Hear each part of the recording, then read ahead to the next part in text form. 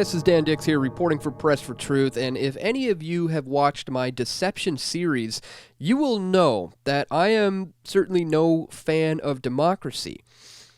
To paraphrase an anarchist scholar on the topic, Hans Hermann Hoppe, he said democracy is really just an insidious form of communism. And I'd have to agree. It's a fiction where we all live at the expense of everyone else. But nevertheless, a lot of Canadians voted Liberal in 2015 because the Liberals campaigned on electoral reform. You see, in Canada, the way that our electoral system works here is that we have a first-past-the-post system.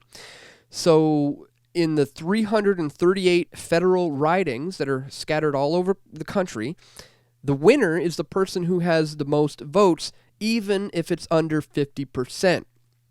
So in practice, a majority of people could vote against a Liberal MP, but split the vote among a whole bunch of parties, handing this MP the victory.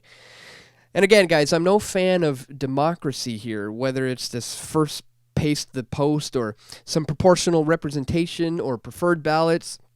But many people do care about this stuff, and they actually believed Justin Trudeau when he said in 2015 that that was going to be the last year that Canadians voted using the first past the post system. Well, lo and behold, folks, Justin Trudeau has broken another promise, and there's going to be no electoral reform. There's not even going to be a referendum that puts this question to the Canadians. But why is he breaking this promise? Many people feared that a new electoral system could easily hand the Liberal Party perpetual majority governments, allowing them to stay in power indefinitely.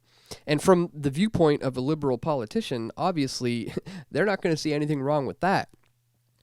Well, insiders who were speaking on the condition of anonymity told the Huffington Post Canada that the decision to abandon electoral form had more so to do with the so-called Trump effect. That is, the Liberals feared the so-called alt-right would acquire seats in the House of Commons under this proportional representation system. So the idea is that proportional representation is going to better reflect the poll numbers of political parties. So support for one particular party might be scattered across the country, and therefore they would never get a seat in the House. But under proportional representation, they would at least have a chance. And the drawback for the major parties here is that they would have to form coalitions with the minor parties in order to get legislation passed. But isn't that more democratic?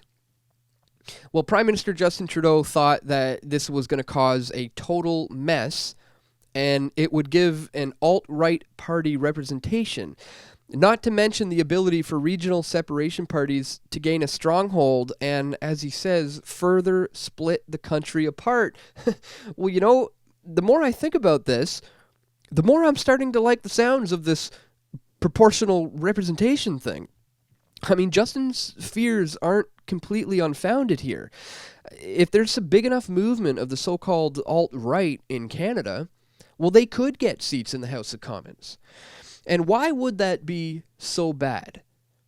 I mean, isn't the point of democracy that it's the masses who rule? Well, as you can see, as we saw with Brexit, the elites only favor democracies when it gives them the results that they want.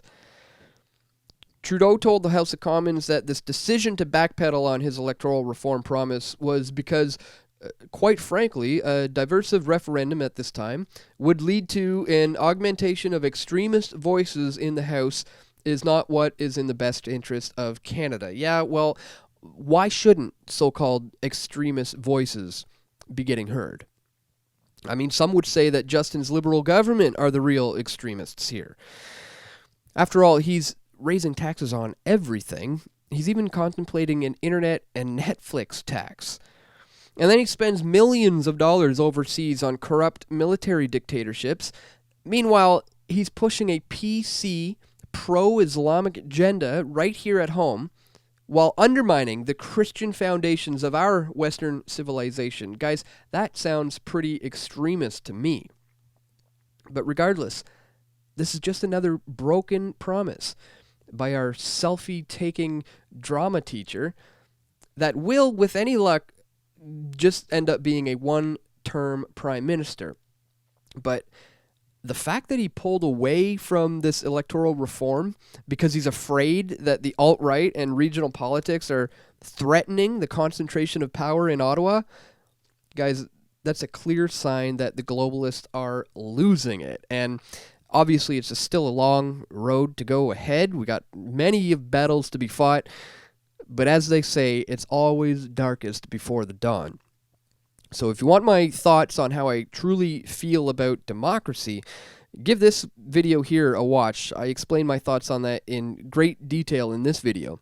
And speaking of not liking democracies, I'm going to be speaking at the world's largest anarcho-capitalist conference in Acapulco, Mexico, just at the end of this month. Yep, it is time again. It's that time of year for Anarchapulco. Guys, this is an amazing conference. It's a meeting of some of the greatest minds, activists, journalists, researchers, all kinds of speakers, you name it. This year, it's going to be huge. And you can actually save 10% off the cost of this conference when you use the promo code PFT. And of course, as always, I'm going to be teaching a boot camp / workshop alongside my friend Luke Radowski of We Are Change. We're going to be giving all of our tips and tricks of the trade and show you guys the inside scoop on what it takes to do what we do for a living. So if that's something that interests you, please check out all the links in the description for how you can get involved. I really hope to see you guys there. And don't forget to subscribe to us here on this YouTube channel for updates. And if you'd like to support our efforts, you can make a contribution at pressfortruth.ca/donate, or you can join the community of members here on our website, or by becoming a patron at patreon.com/pressfortruth. Thanks for watching, guys. Like this video if it resonated with you, and stay tuned. We're going to have more video reports coming soon. This is Dan Dix reporting for Press for Truth.